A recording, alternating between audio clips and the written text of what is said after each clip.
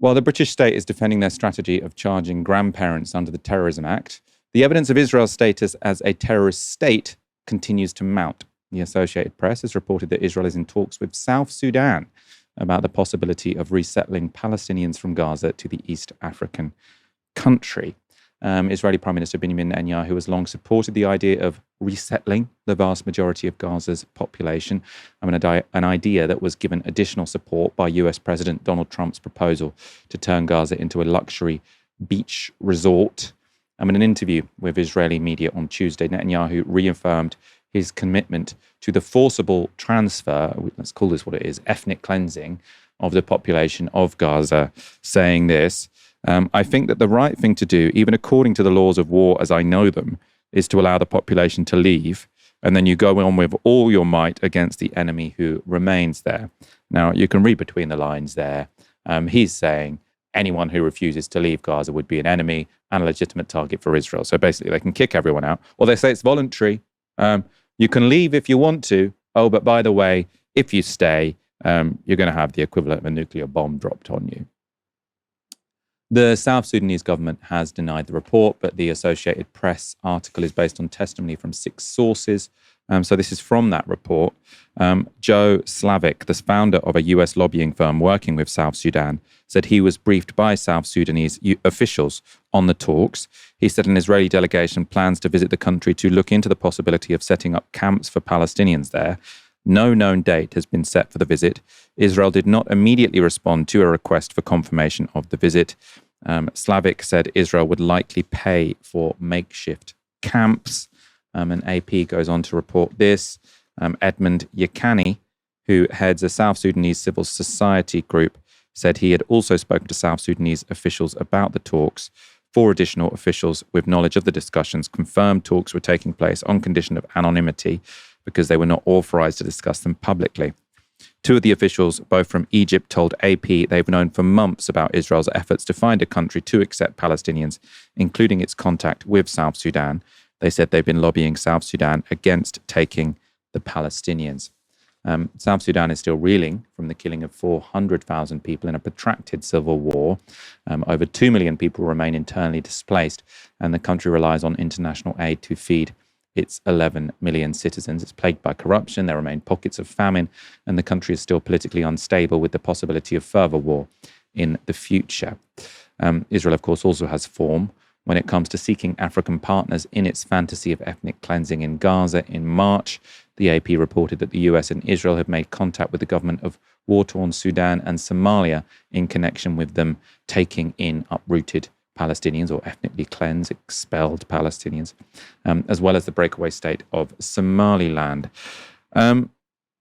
Kieran, sort of at the start of this genocidal war, sort of the Israelis and even the Americans actually were openly talking about the idea of moving out all of the Palestinians from Gaza.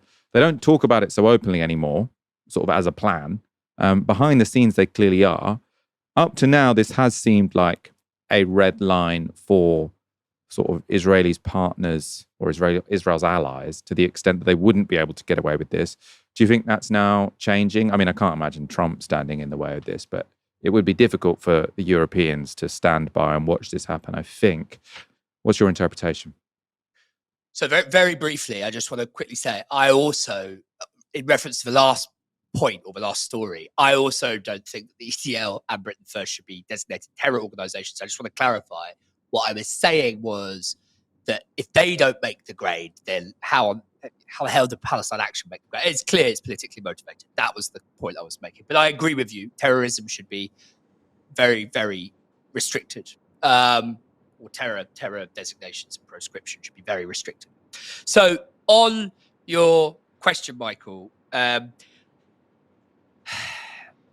just think that this whole experience for everybody that pays any attention to what happens to Palestine over the past sort of 22 months has been one of normalization of the unthinkable, right?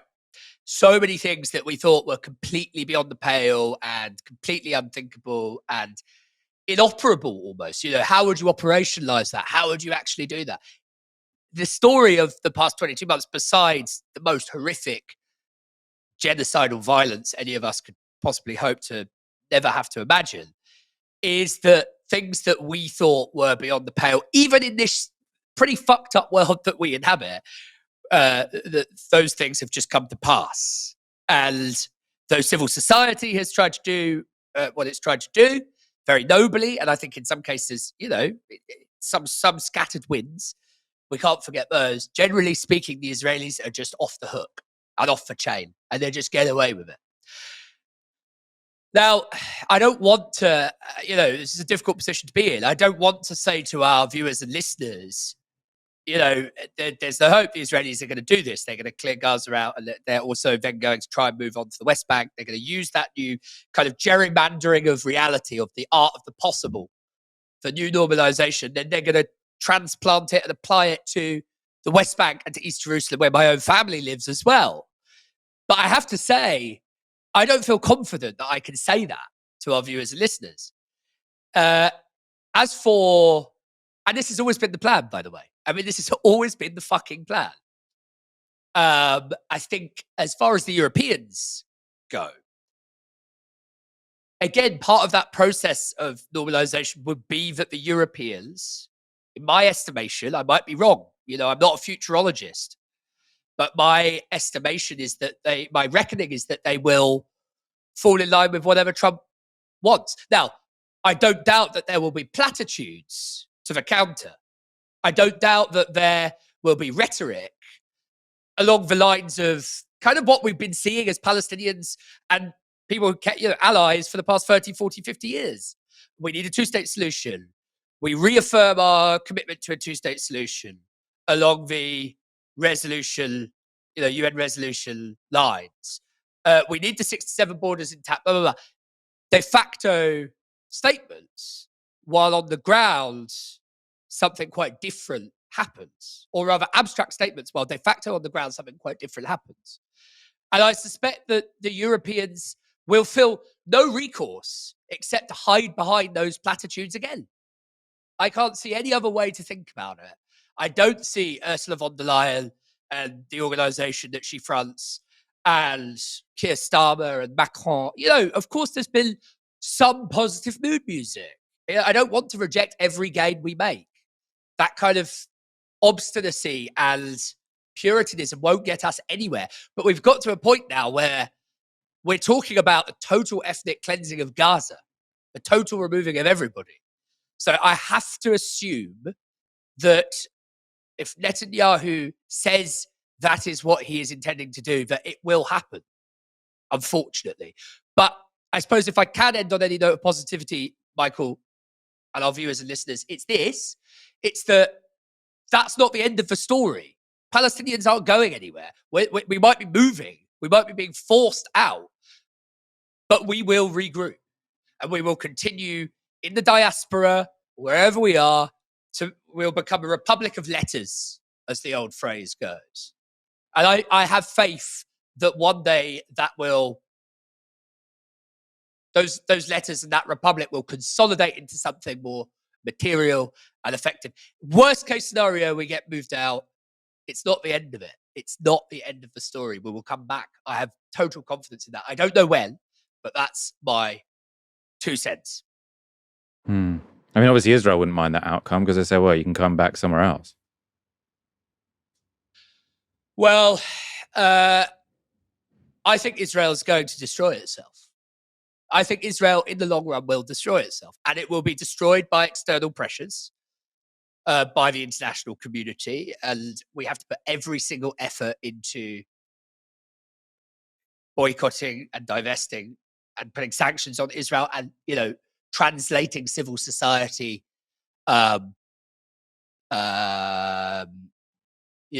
contempt for what Israel does to the Palestinians, translating that solidarity into electoral, quickening it into solid electoral politics, which we hope will then filter via the ballot box into the kind of politics, output that we would hope to see from a government, which means stop selling arms as a bare minimum, expel ambassadors, and so on and so on. I think we'll start to see that kind of thing in the West increasingly over the next 10, 15, 20 years, because I think a lot of people have been radicalized by this.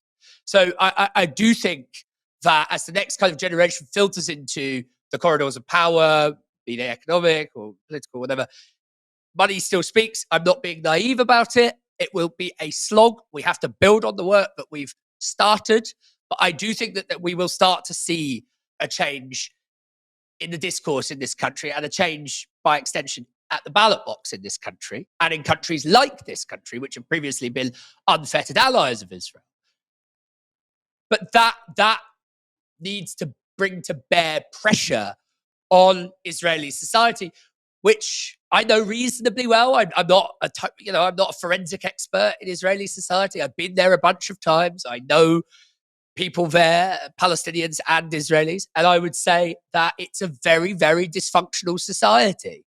Under the hood, under the bonnet, it's a very, very dysfunctional society. And I think the best thing we can do now is try and feed that dysfunctionality and contribute to those inherent antagonisms in Israeli society such that it starts to fall apart as a colony.